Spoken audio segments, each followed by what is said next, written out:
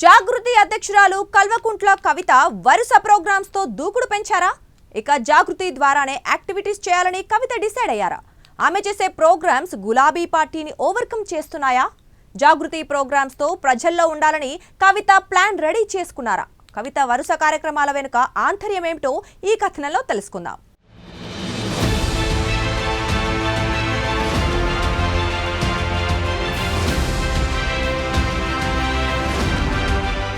తెలంగాణ జాగృతి అధ్యక్షురాలు కల్వకుంట్ల కవిత ఇటీవల వరుస ప్రోగ్రామ్స్ నిర్వహిస్తున్నారు.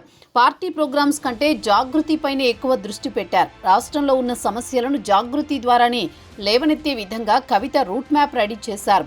వరుసగా జిల్లాల పర్యటనలు, ప్రజా సంబంధిత అంశాలపై రౌండ్ టేబుల్ సమావేశాలు నిర్వహిస్తున్నారు. నిత్యం ప్రజల్లో ఉండేందుకు ప్రయత్నం చేస్తున్నారు. దీంతో రాష్ట్ర రాజకీయాల్లో కవిత హాట్ టాపిక్ గా మారారు.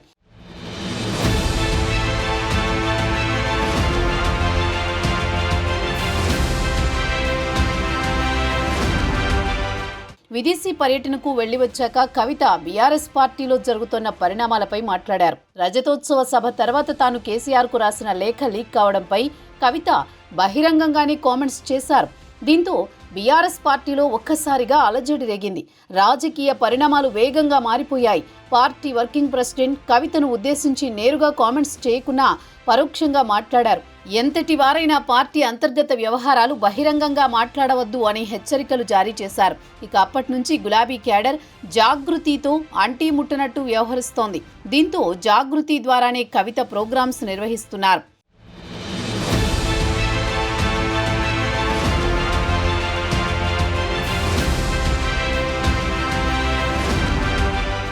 ఇక కేసీఆర్కు కాళేశ్వరం కమిషన్ నోటీసులు ఇవ్వడంపై కవిత జాగృతి ద్వారానే ప్రోగ్రాం చేశారు. ఇందిరా పార్క్ వద్ద మహాధర్నా కార్యక్రమాన్ని నిర్వహించారు.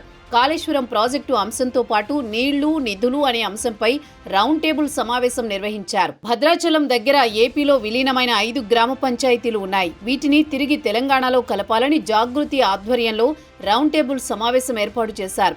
ఇక బీసీలకు 42% రిజర్వేషన్ల అంశంపై అన్ని ఉమ్మడి జిల్లాల్లో రౌండ్ టేబుల్ మీటింగ్స్ ఏర్పాటు చేశారు.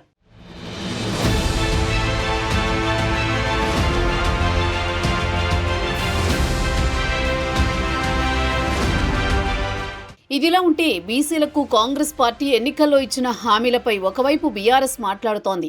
కామారెడ్డి బీసీ డిక్లరేషన్ అమలు చేయాలని డిమాండ్ చేస్తోంది. కానీ ఈ విషయంలో గులాబీ పార్టీని ఓవర్కమ్ చేస్తూ జాగృతి ఆధ్వర్యంలో కవిత ముందుకు వెళుతున్నారు. ఇప్పటికే బీసీలకు 42% రిజర్వేషన్లపై కవిత కార్యాచరణ ప్రకటించారు. జూలై 17 రైల్ రోకోకు పిలుపునిచ్చారు. రైల్ రోకోకు మద్దతివ్వాలని ఆర్ కృష్ణయ్యతో కవిత చర్చించారు.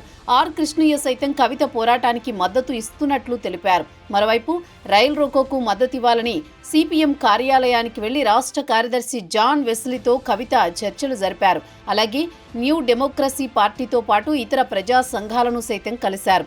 జూలై 17 రైల్ రోకో ప్రోగ్రాంను విజయవంతం చేసి పట్టు నిరూపించుకోవాలని కవిత వ్యూహాత్మకంగా వ్యవహరిస్తున్నారనే చర్చ జరుగుతోంది.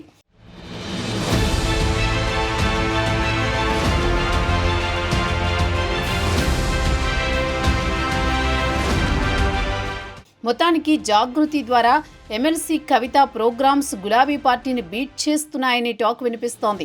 దీంతో కవిత భవిష్యత్తులో జాగృతి ద్వారానే ముందుకు వెళతారనే చర్చ సైతం జరుగుతోంది. మరి చూడాలి ముందు ఇంకెలాంటి పరిణామాలు చోటు చేసుకుంటాయో.